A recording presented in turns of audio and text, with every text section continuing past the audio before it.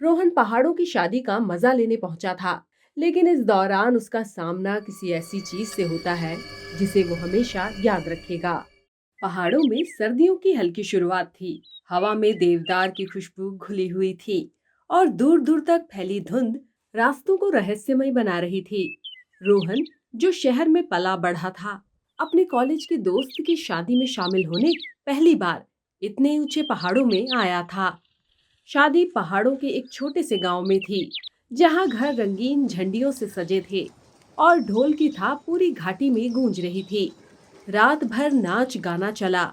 आग के चारों ओर लोग बैठे और पहाड़ी लोकगीत गाते रहे। रोहन को ये सब कुछ बहुत अच्छा लग रहा था। सुबह जब वो लौटने लगा तो दोस्त की माँ ने प्यार से एक डिब्बा उसके हाथ में थमा दिया और कहा, बेटा, ये घर की बनी मिठाई है, रास्ते में खा लेना और घर वालों को भी देना। डिब्बा खोलते ही घी और इलायची की खुशबू उठी। रोहन मुस्कुरा दिया।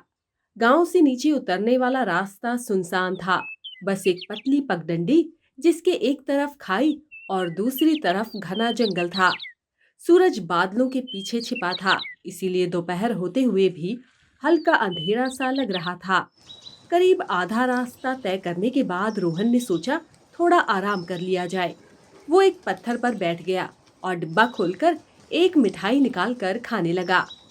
तभी उसे अपने पीछे से एक आवाज सुनाई दी, मुझे मिठाई दोगे? रोहन चौंक कर पलटा। वहां कोई नहीं था। उसने सोचा शायद हवा की आवाज होगी।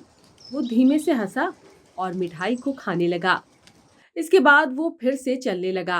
कुछ कदम ही चला होगा कि वही आवाज फिर से उसे सुनाई दी, मिठाई मुझे भी चाहिए। तब रोहन का दिल तेजी से धड़कने लगा। उसने चारों तरफ देखा। वहां आसपास दूर दूर तक उसे कोई भी दिखाई नहीं दिया। उसने ऊंची आवाज में पूछा, कौन है वहां? कोई जवाब नहीं मिला। रोहन ने अपने कदम थोड़े तेज कर लिए। अब उसे साफ महसूस हो रहा था कि उसके पीछे कोई चल रहा है।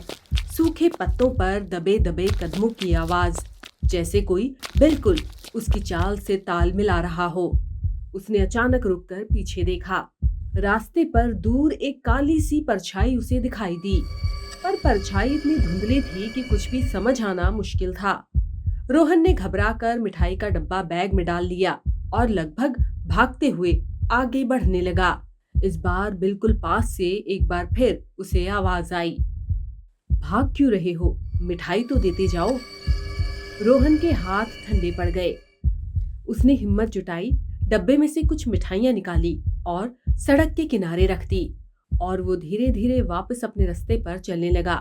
लेकिन हैरानी की बात है, उसे अब साफ सुनाई दे रहा था जैसे कोई उन मिठाइयों को खा रहा हो, लेकिन उस ओर देखने की उसकी हिम्मत नहीं हुई। रोहन को लगा कि अब सब मामला निपट गया।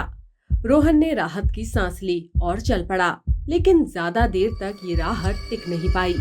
थोड़ी दूर जाने पर फिर वही कदमों की आवाज उसे सुनाई देने लगी। अब आवाज थोड़ी और तेज थी, जैसे बिल्कुल साथ में कोई चल रहा हो। रोहन ने पीछे झांकने की गलती कर दी। जैसे ही उसने पीछे मुड़कर देखा तो एक काली परछाई ठीक उससे थोड़ी दूरी पर खड़ी थी। उसका आकार 6.5 फुट से भी ज्यादा था और वो देखने में बिल्कुल इंसान जैसी लग रही थी, लेकिन सिर से पांव तक केवल काला अंधेरा ही दिखाई दे रहा था। डर के मारे रोहन ने बैग से मिठाई का डब्बा निकाला और सड़क के किनारे तेजी से फेंक दिया। रोहन ने हिम्मत जुटाई और वहां से भाग गया। दूर सड़क तक वो तेजी से भागता रहा, जहां पहुंचकर उसने राहत की सांस ली। मेन सड़क पर जब वो हांफता हुआ पहुंचा तो वहां पर उसे एक बुजुर्ग बैठा हुआ दिखाई दिया। उसने रोहन से पूछा कि आखिर क्या मामला है। तब रोहन ने उसे सारी बात बताई। तब उस बुजुर्ग आदमी ने कहा कि तुम्हें मिठाई लेकर वहां से नहीं आना चाहिए था, तुमने यही गलती करी। रोहन का दिल जैसे मानो रुक सा गया। उसने उस बुजुर्ग से पूछा, पर ऐसा क्यों? बुजुर्ग आदमी ने कहा, सालों पहले इसी रास्ते पर एक लड़का शादी से लौट रहा था। कहते हैं वो खाई में गिर गया था। तब से जो भी उस रास्ते से मिठाई लेकर निकलता है तो वो उससे मिठाई मांगने लगता है। ये सुनते ही रोहन के होश उड़ गए। उसने आगे पूछा कि अगर कोई उसे मिठाई ना दे तो? बुजुर्ग आदमी ने कहा, फिर वो साया उस पर लग जाता है और उसके साथ साथ उसके घर तक पहुंच जाता है। रोहन ये सुनकर हैरान रह गया। अभी भी रोहन की आंखें उस रास्ते की ओर गड़ी थी जहां से वो आ रहा था।